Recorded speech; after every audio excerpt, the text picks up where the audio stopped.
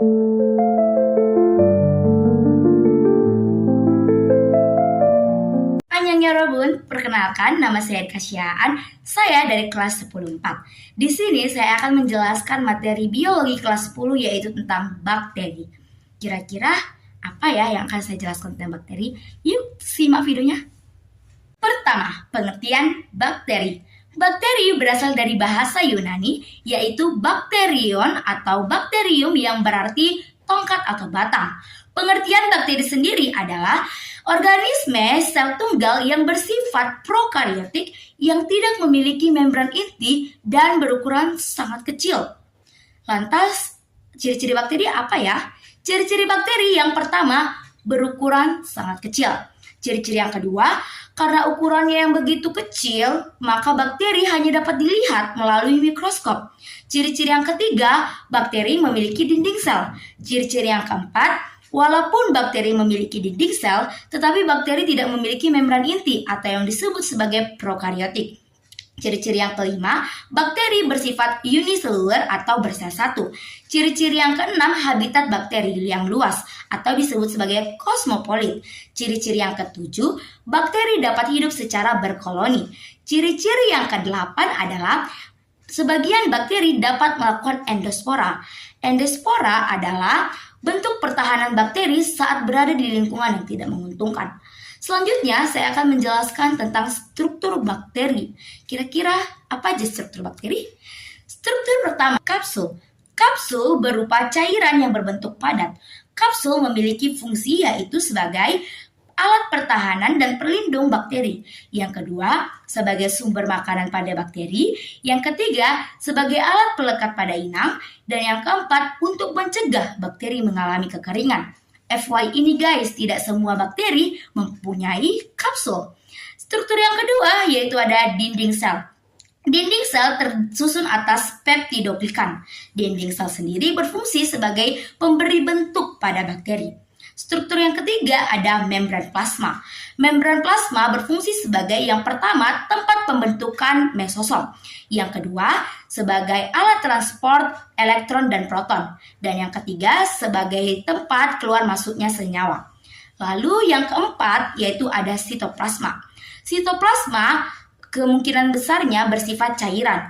Sitoplasma memiliki fungsi yaitu tempat terjadinya reaksi senyawa kimia.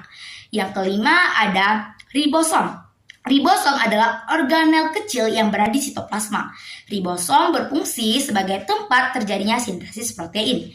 Yang keenam itu ada DNA sirkuler atau nukleoid.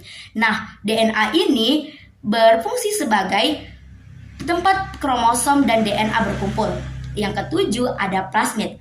Plasmid berfungsi sebagai rekayasa genetika yang membawa gen asing untuk disisipkan pada bakteri. Lalu yang kedelapan ada pili atau Fimbriae. Pili berfungsi sebagai alat pelekat bakteri saat melakukan konjugasi. Nah, pili dan Fimbriae ini hampir mirip, tapi bedanya kalau Fimbriae itu lebih kecil dibanding pili. Lalu yang terakhir itu ada flagella. Flagella berfungsi sebagai alat gerak bakteri. Reproduksi bakteri. Bakteri bereproduksi dengan dua cara.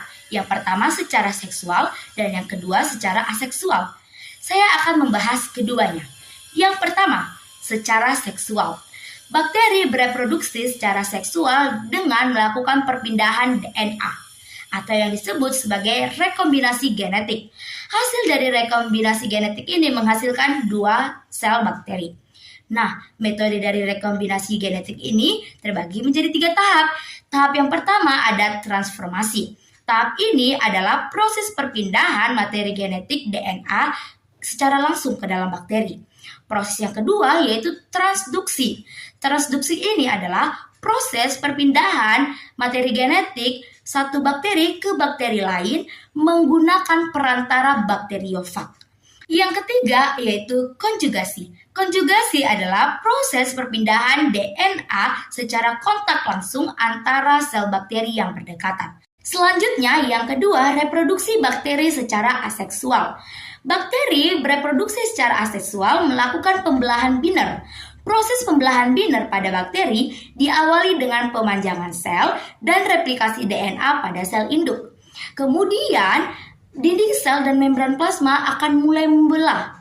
Selanjutnya, spectrum atau pembatas rongga sel mulai terbentuk dan DNA akan terpisah.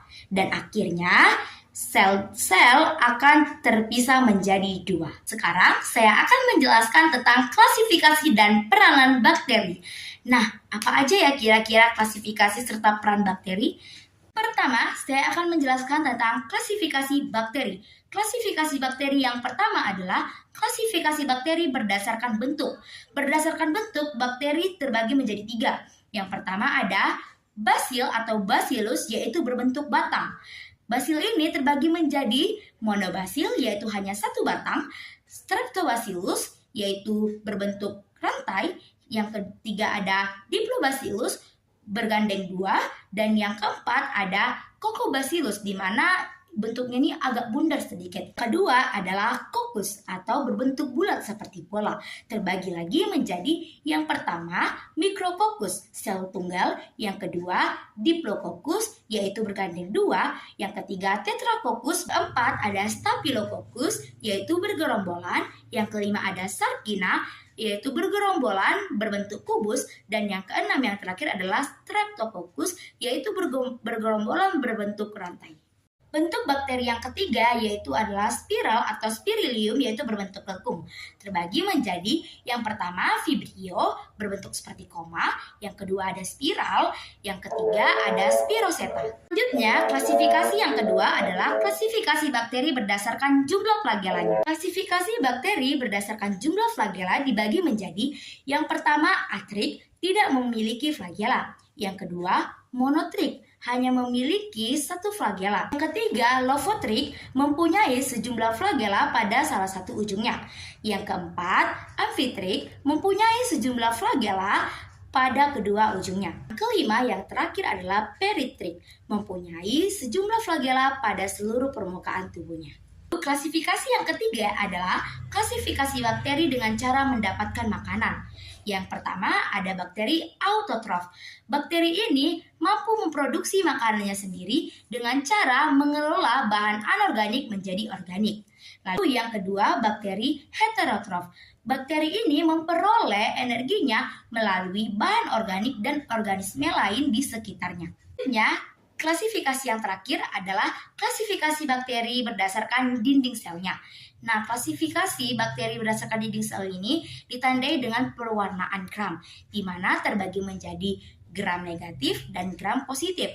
Gram negatif ini peptidoglicannya itu lebih tipis dan berwarna merah, sedangkan gram positif peptidoglicannya itu lebih tebal dan berwarna ungu. Nah, kemudian saya akan menjelaskan tentang peranan bakteri. Ternyata bakteri tidak hanya merugikan saja loh teman-teman, tetapi bakteri juga memberi keuntungan.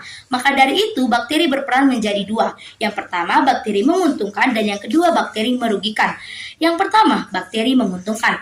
Bakteri menguntungkan ada di dalam beberapa bidang. Contohnya yang pertama, di dalam bidang pencernaan kita. Terdapat bakteri yang bernama Escherichia coli atau yang disingkat dengan E. coli, di mana bakteri E. coli ini berfungsi untuk membusukkan sisa makanan di dalam usus besar. Yang kedua, di dalam bidang industri makanan.